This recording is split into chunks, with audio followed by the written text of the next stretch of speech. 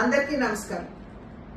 2014వ సంవత్సరంలో ప్రత్యేక ఆంధ్ర రాష్ట్రం ఏర్పడిన నాటి నుండి నరేంద్ర మోడీ గారి నాయకత్వంలో ఉన్నటువంటి కేంద్ర ప్రభుత్వం, అదేవిధంగా ఆంధ్ర రాష్ట్ర భారతీయ జనతా పార్టీ అమరావతియే ఆంధ్రప్రదేశ్ రాజధాని అన్న విషయానికి కట్టుబడి ఉన్నటువంటి విషయాన్ని ప్రజలందరికీ కూడా మేము గుర్తు చేస్తున్నాం.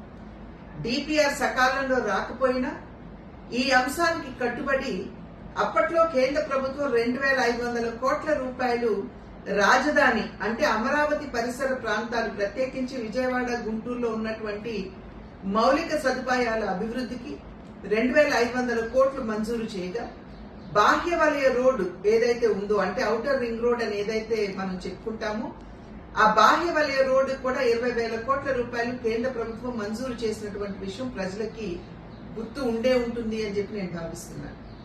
2024వ సంవత్సరం జరిగినటువంటి సార్వత్రిక ఎన్నికల్లో డబుల్ ఇంజిన్ సర్కార్ అంటే కేంద్రంలో ఎన్డీఏ కూటమి, అదేవిధంగా రాష్ట్రంలో సైతం ఎన్డీఏ కూటమి అధికారంలోకి వచ్చినట్లయితే ఆంధ్ర రాష్ట్రాన్ని అద్భుతంగా అభివృద్ధి చేసుకోవచ్చు అన్న విషయాన్ని గుర్తించి ప్రజలు ఎన్డీఏ కూటమిని ఆశీర్వదించి అనూహ్యమైనటువంటి విజయాన్ని అందించడం జరిగింది.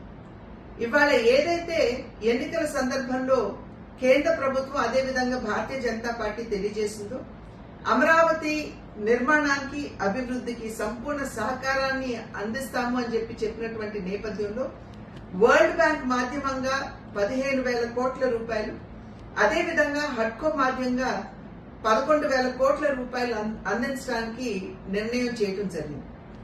దానిలో భాగంగా హడ్కో ఏదైతే 11,000 కోట్ల రూపాయలు అందిస్తామని చెప్పారో, హడ్కో ఇవాళ రాష్ట్ర ప్రభుత్వంతో ఒప్పందం కుదుర్చుకున్నటువంటి విషయాన్ని ప్రజలు ఇక్కడ గమనించాలి.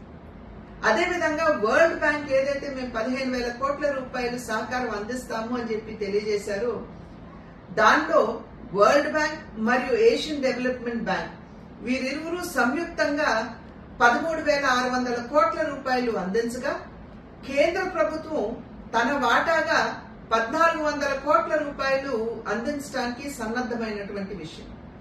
ఈ సందర్భంలో ఈ 15,000 కోట్ల రూపాయల్లో కూడా మొబిలైజేషన్ గ్రాంట్ ఏదైతే ఉంటుందో అంటే 25%, 15,000 కోట్లలో 25% ఏదైతే మొబిలైజేషన్ గ్రాంట్ గా ఇస్తాము అని కేంద్ర ప్రభుత్వం తెలియజేసిందో, ఇవాళ ఏప్రిల్ 1వ తారీఖున ఆ డబ్బు, ఆ సహకారం ఏదైతే ఉందో 4,285 కోట్ల రూపాయలు కేంద్ర ప్రభుత్వం ఆంధ్ర రాష్ట్రానికి అందివ్వడం జరిగింది.